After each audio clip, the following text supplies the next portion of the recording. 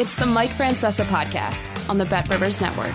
Hello again, everybody, and welcome to our Football Friday podcast for week number 11, brought to you by the Bet Rivers Network, where you can get it wherever you go for your podcast needs. And remember, for all of your wagering needs, it's Bet Rivers in New York and New Jersey, Play Sugar House in Connecticut. This is the time of year, starting this weekend, where football, and I include college football and the NFL in this, go into overdrive. This is the holiday season.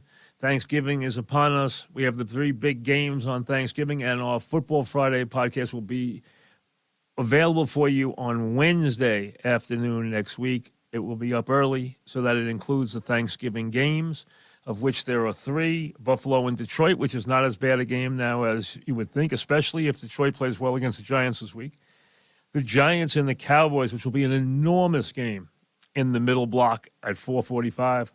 And then a good one at night, New England against Minnesota, which continues to find a way to win. Everyone in the league now has tasted defeat after Washington's upset of the Eagles. Everyone in the league, with the exception of the Raiders, who have won 2, and the Texans, who have won 1, everyone else in the league has won at least 3. So you have a tremendous amount of parity in this league right now as we go down the stretch. And obviously it's a new playoff year, an extra week of games, extra teams in the playoffs, a little tinkering with the format. So all that to get used to as we get closer to talk about things like playoff possibilities, which isn't that far away because now you're week 11. Next thing you know, you're in week 14. You're dealing with Christmas, and you are right around the corner from the NFL playoffs. So here we go. As we said, the Football Friday for Week 11 leading into the Thanksgiving games, which will come your way next Thursday. And again, our regular Friday podcast will be up on Wednesday next week for the holiday weekend. The Jets and Pats both come off byes. And this is an enormous week. It's always an important week to the Pats for the Jets because Belichick doesn't like the Jets. It's an enormous week for the Jets because this is a mountain they want to be able to climb this year. And that is to finally prove they can stand toe-to-toe and beat the Patriots. They have better personnel. That doesn't mean they're going to win the game. They didn't at home. Now they go on the road, having had the extra time to prepare, and we'll see what preparations both teams have put together for this game that'll be played in Foxborough. Remember, the weather forecast for this weekend, in Buffalo, it's insane. I mean, they could actually cancel the game because they could get upwards of 2 feet of snow on Sunday. Now, while we were doing this, folks, they have moved the game to Detroit. So is it 4 o'clock? Is that the game? Is it a 4 o'clock game? 1 o'clock. 1 o'clock game. Okay, so the game has been moved out of Buffalo as we speak. So they didn't even wait for the weather to be bad this weekend. They know what's coming up in Buffalo. So the game has been moved to Detroit and be played at 1 o'clock. A Buffalo home game between the Browns and the Bills this weekend. So that game has already been moved to Detroit. So it shows you that they are, expecting this crazy storm, which could supposedly drop upwards of 4 feet of snow over 3 days into Buffalo. Imagine. God bless them. Better than us. Lions at 3-6, getting healthier, playing better, come to take on the Giants, who are 7-2 and have a very big couple of days. A game that they could easily look past, knowing Dallas is awaiting them on Thanksgiving Day, but they better not because this team is playing better. They have a little better balance on their offense than the Giants do. They are a dangerous opponent. This is not an easy game. They're on no easy game for the Giants. This is not an easy game. Look at teams that have a record like the Giants and see how many points they are to the plus side. Then look at the Giants. Look at how many games the Giants have trailed going to the fourth quarter and won. Just shows you that they've been able to pull close games out all season. But their margin for error is very, very slim. and the Lions could give them a interesting battle. There's no question about that this weekend. The Eagles off the loss, sloppy game, too many turnovers, too many mistakes. But listen, they weren't going undefeated anyway. Now they can get back to business. Take on the Colts, who, what a bizarre week. We all talked about it. We all lived through it with Saturday and everything else. And then to have him and the owner completely backtrack on what started this whole craziness, which was the benching of Matt Ryan, to have Matt Ryan go back in and become the quarterback again. So it just shows you, what's going on, the chaos that has gone on with the Colts, who are at 4-5-1, and just, hey, who knows what to expect there week to week with the Colts with what's going on. The Bears have been able to move the ball well with Fields running with the design runs, getting the ball to his tight end, who's had 5 touchdown catches in the last 3 weeks. But their defense has been awful.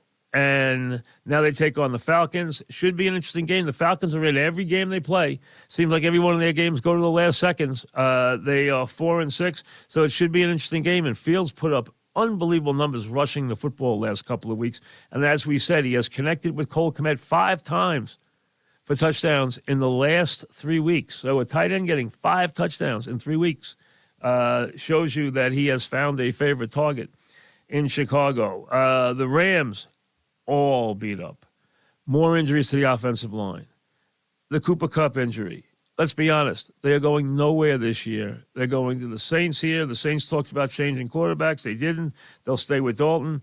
And they are the healthier team and probably the team right now that's just a little more focused than what has been a disappointing year. Like we said, the Rams are going nowhere this year. The Panthers come off a win and plenty of time off. Now they get the Ravens. The Ravens are going to be very strong to finish the season. They're going to get healthier. They should get Andrews back here. Edwards, I don't know if he's healthy enough yet. Andrews, it sounds like we'll give it a try to play this week after sitting out and then having the bye. Like we said, the Ravens have a load of talent. They're going to play much better. They could have been much better than their record indicates already, and I think they will be a very big factor going forward the rest of the season. Washington, and give them a tip of the cap for that win against the Eagles. Heineke continues to find a way. There's no way you can take him out of the lineup. Then you realize that if Wentz plays enough plays, they also owe a 2 next year. So that's another reason to keep Wentz pinned to the bench. Take on the Texans. So the Texans play well enough to lose in these games. They'll probably play well enough to lose in this game, as Washington has moved to the 500 mark and to that to make things interesting. The Raiders and the Broncos. Really, who cares? The Raiders have been just so disappointing. The one thing is that McDaniel was given a vote of confidence by the owner, said he was doing a great job. Well, a great job at 2-7. They've blown leads of 17, 17, and 20 late in the game and lost all 3 games. They've only won 2 games with a talent that is impressive, to say the least. Broncos can't get out of their own way. At 3-6, they have a defense, but their offense has been bitterly disappointing. They have some injuries, and again, who knows what to expect with those two. They've really been just bad teams so far this year. There's no other way to say it. They've just been very poor teams. The Cowboys, coming off a terrible loss. You saw the stat about the Cowboys and what they did in games where they led in the fourth quarter by 14 points. Well, that went out the window as Rodgers finally remembered who he was, found Watson a couple of times for very big plays, and they come from behind to beat the Cowboys. The Vikings won that crazy game against the Bills after the whole fumble and then the overtime and then the pick in the end zone. I mean, the whole thing that's going on there with the Bills the last couple of weeks. Cowboys and the Vikings, very big 5 days. Cowboys, coming off a loss, now have a trip to Minnesota, followed by the Giants on Thanksgiving Day. What a big 5 days for the Cowboys. If they win 2 games and then get 11 days off, they are going to finish very strong. If they do less than that, let's see where it goes. If they lose all 3, they're going to need these 11 days to try and see if they can mend fences let's see what happens. But a very, very big 5 days for the Dallas Cowboys between now, the Sunday game with the Vikings in Minnesota, and then, of course, the big game on Thanksgiving in the 4 o'clock slot, the 4:45 game against the Giants. The Bengals at 5-4, hoping to get that offensive line healthier, hoping to get all their wide receivers healthier, take on the Steelers. Throw out the records when you deal with the Steelers and the Bengals. They are such bitter, bitter foes that I always expect the underdog to, jump up and play really well. I wouldn't be surprised if the Steelers do here, and you get a very close game. The Chiefs will be the Sunday night game, against Chargers. They are, just continuing to, go about their business. All right, maybe you're not overly impressed with what they've done this year at 7-2. Maybe you are, maybe you're not. The bottom line is they keep winning. They keep setting themselves up. They can still be the 1 seed. And now they have another weapon in Tony. And to hear Kelsey say, how did anybody give up on this guy after watching him in practice? Say, how could anybody possibly give up on this guy? That's what we waited to see here for 2 years with Tony. But you cannot blame the Giants on this because this guy never, ever made himself available to play. One game he did, he had 10 catches for 150 yards, and he had everybody going crazy. We all knew he had talent, but now you hear them talk about him, and they talk about him in such glowing terms that they expect very big things out of him. He got on the board last week. He made his presence felt. Let's see what happens, and if he becomes the target everyone seems to feel he could become with Kansas City. The Chargers have been up and down, up and down. They hope to be healthier here. They hope to get some people back on at the wide receiver positions, but they, again, are an erratic team, and I don't think they are a team that's set up right now to handle the Chiefs. The Monday night, the Niners and the Cards. We don't know about the Cardinal quarterback situation. Stay tuned for that. The Niners at 5-4 have really a chance to be really good the rest of the way. You know how good both lines can be. You know how much talent they have at the skill position. You're talking about having McCaffrey and Kittle and Samuel and Ayuk and guys like that. I mean, they just have really an enormous amount of weapons. And they have a chance to have a very big finish to their season, to be a very dangerous team in the postseason. I can see that without any question. They're erratic, though. There's days they look great, and there's days you shake your head about them. They're a very strange team in that regard. Let's see if they can straighten some of that out and find some consistency down the stretch. Buys this week for the 7-3 Dolphins, who with Tua have made themselves a force. The 6-4 Seahawks lost to Tom Brady in Germany, but still at 6-4, having a wonderful resurgent year under Geno Smith. The Bucks get to 5-5, and you know what? 5-5 in a normal year, you would say, who the heck cares? Hey, 5-5 right now has them in front in the NFC South. And that means all they have to do is play in from here, and they win the division. And you know what? With New Orleans and Carolina and Atlanta behind them, the Bucks, as banged up as they are, as puzzling as they are going to win the division. That's all there is to it. Because they're going to do enough both ways, and with Tom there, to get enough wins. No question about it. And then the Jaguars at 3-7, continuing to move in the right direction. But this is still a learning year, 1 year removed from having to make their big move, which you would think they would make next year, but still dangerous. At 3-7, they get the bye this week. So that's where we are as far as the league. Remember, as we said, interesting games on Thanksgiving. Buffalo at Detroit. Giants at Dallas. New England at Minnesota. Good games. A lot of good football there. And remember, we will have the Football Friday podcast up early on Wednesday so that we take care of all your Thanksgiving needs and give you a chance to listen to it before the holiday weekend. So we will have it up for you early next week. So look forward for that. Emails when we come back. You're listening to the Mike Francesa podcast on the Bet Rivers Network. Mike Francesa, Football Friday podcast on the Mike Francesa podcast. Remember, send your emails to MikeFrancesApodcast@gmail.com. Mike Francesa podcast @gmail.com. Here we go. Lawrence starts us off. The Giants' best wide receiver is now the Chiefs, and all they got was a second-round pick. They have a lack of playmakers. Isn't this one on the coach for not making it work with Tony? He could be a star. I'm sorry. Tony, to me, took so long to come back from injury in the last 2 years. I'm not blaming anybody on this. I'm not blaming the previous regime. I'm not blaming the current regime.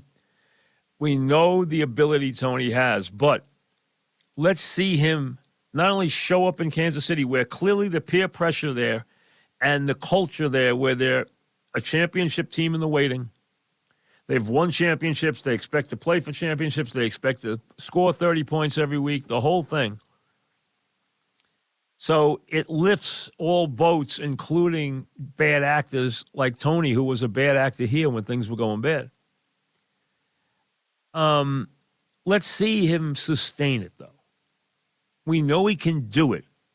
Let's see him sustain it. Let's see him put together 6-8 weeks in a row where he answers the bell and plays and is productive. Then we can talk about, boy, they should have been more patient, or boy, they should have done this.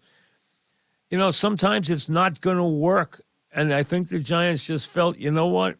It's not going to happen here. We waited, and nothing came about. And I can't blame them. Rob emails, I give Dan Jones all the credit in the world for facing heavy criticism, coming out playing the way he has with the current wide receiver situation. But it feels like almost every game he has one throw he completely misses, as he did Sunday. He did miss a big one. He had it he had him, and if he had hit him, he would have hit him for a big play. He threw it behind him, badly missed him. He did. I don't know if it's his mechanics, footwork, or how he sees the field, but it feels like an issue that will catch up with us. They have coached Jones well.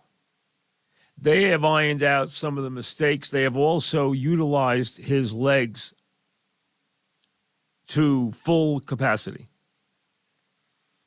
Let's be honest. He hasn't thrown the ball a lot on the season. He really hasn't. I mean, when you look at it overall, it's not like he's up there, throwing, 9,000 passes every week. It hasn't been the case. So from that standpoint, he's been selective with what he's done in his throwing stuff. We know how he's been in his rushing, in his running have been unbelievable. He's had some big plays. He's had some big running games. He's only, when you realize it, he's only thrown for 200 yards twice. He's not thrown for 300 yards. He's only thrown for 200 yards. Now, part of it is he has very, very limited ammunition at wide receiver. You know that. He has done a good job with his completions. He has stayed away from the big interception, although he's gotten a couple of breaks where he has thrown bad passes. He takes sacks. He doesn't throw a lot of interceptions. We know that. He has stayed away from the interception, which is, again, a very, very big positive. But, he's got 8 touchdown passes. That's not a lot. So they've been very careful, and it's been a very limited passing game. So I think what they've done is say, hey, his best quality is his legs. We're going to work on that. We're going to clean up the other stuff, and we're going to see if we can make some plays in the pass game when we need to. Down the stretch here, Let's see. Now that he's got Slayton and he looks like he's locking in with Slayton, let's see if he can become a guy, he and Slayton can become a connection that works thick, thin, when they need a 3rd and 10, when they need a red zone throw, when they need a big play, can they go and make it Jones to Slayton? And if they can, that'll be a big step in the right direction. You know, people ask me, everywhere I go, I get stopped and people ask me the same question. They say, are the Giants going to make a long-term commitment to Jones? And I say, right now, I think it's 50-50. I don't think we know the answer to that yet. I really don't. I don't think the die is cast in any direction yet. I think it's still up there for grabs. Anthony in West Nyack. I'm a 25-year-old fan that my father mentioned Jimmy the Greek the other day when discussing some of the NFL lines. Said older fans would know who he is. What's the Reader's Digest version on him? Jimmy the Greek was a legendary figure, a bigger-than-life figure who was part of the NFL during its explosive growth years. He was a guy who built a reputation coming out of Steubenville, Ohio, as being an odds maker and a gambler. He made a prediction on Truman winning the 48 election based on his own polling, which showed that women wouldn't vote for somebody who had a mustache. And that's why he supposedly made a big bet on Truman to beat Dewey at 18-1. Remember, most people had given that election completely over to Dewey. Nobody gave Truman even a remote chance to win. It was one of the great upsets politically in history. He went to the NFL today. They weren't allowed to do odds, so he did check marks and stuff like that. But he had a reputation for being America's lines maker. He was not the lines maker, the official lines maker. He was not. But he did work in Vegas. He did at times work for Howard Hughes. He went on to his own, level of stardom with the NFL today, and was a big figure in the league for a long time until his unfortunate, dismissal when he made some comments on Martin Luther King weekend that were not well thought out and not well verbalized, which cost him dearly. And really, he paid for it because he was crushed there when it happened. Dan in Edgewater. Who would you rather have in their prime, Mahomes or Rodgers? I think right now, that at their 100% best, Rodgers was a better player. But I can't give Mahomes a backseat to him based on anything else because Rodgers won one Super Bowl. It doesn't look like he's going to win another. Mahomes has already won one. So his career might be more impressive. I don't know yet. But Rodgers was as perfectly equipped mentally, physically, in every way to play quarterback in this league. He was better equipped in every attribute to be a quarterback in this league than anybody I've ever seen in my lifetime. That's how talented he is. There's nothing he can't do. Keith from Westchester. Every time the Jets play the Pats, there is a discussion about how much Belichick hates the Jets. Why is this the case? Well, as you may or may not know, it goes back to when Parcells stepped down.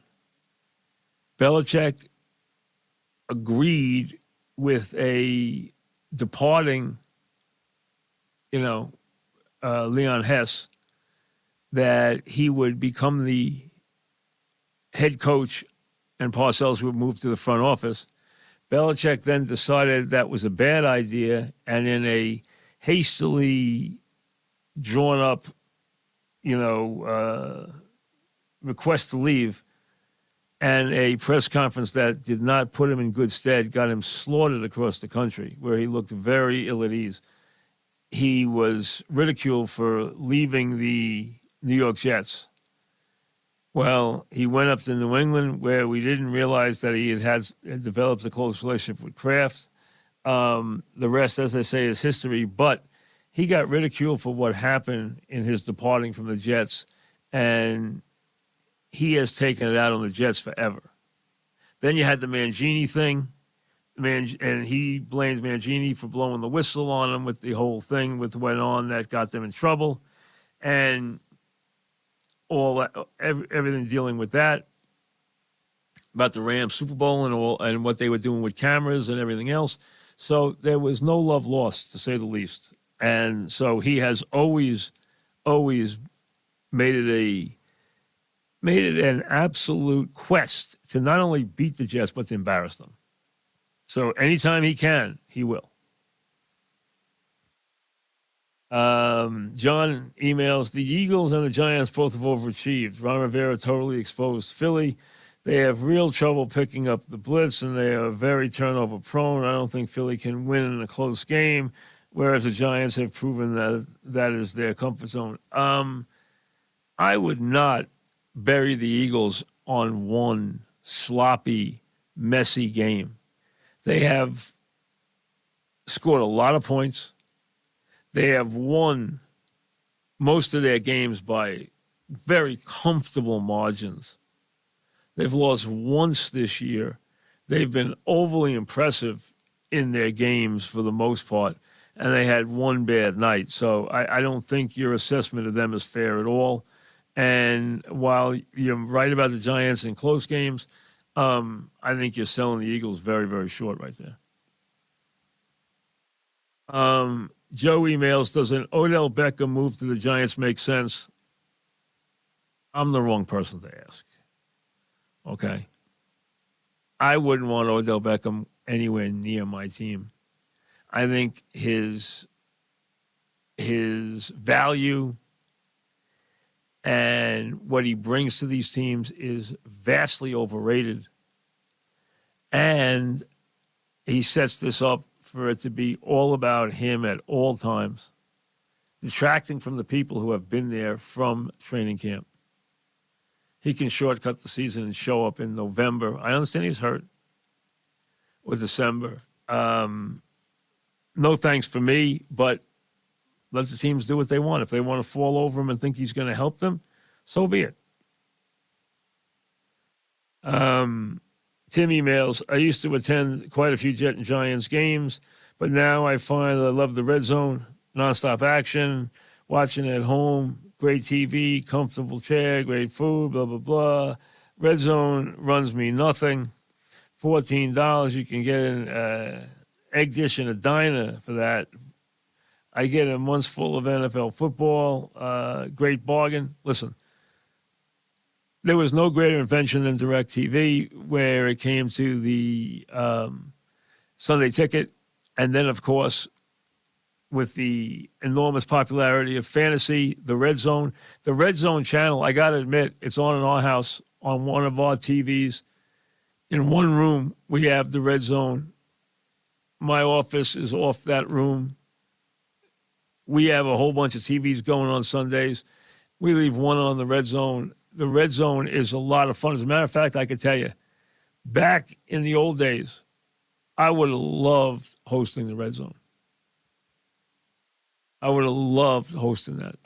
First of all, I would have been really good at it. But secondly, I would have loved hosting that show and have all that action just flying in and commenting on all the games and what's going on and strategy and this. I would have loved that on Sunday. That's a great way to spend the Sunday. I would love to be the guy doing the Red Zone. I really would. I not now. I mean, I obviously, that day is past as far as doing anything every week. But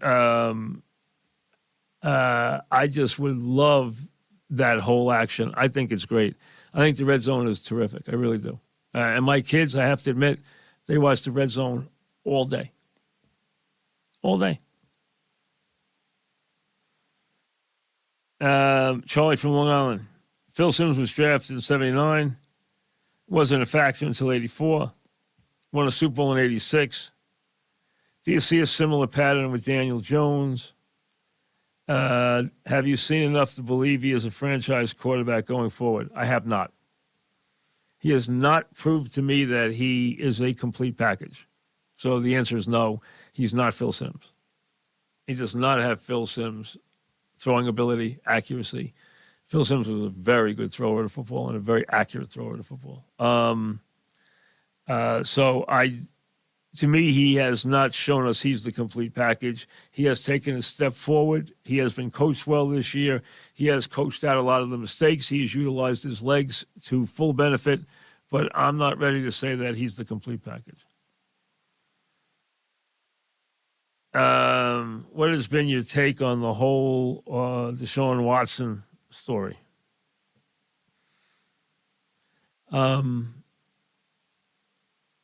It's a mess. It's been a mess.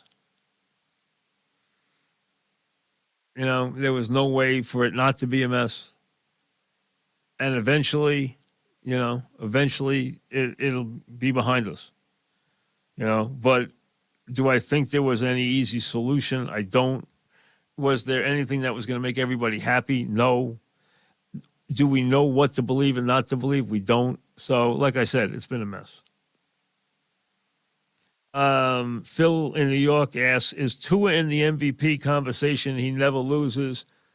I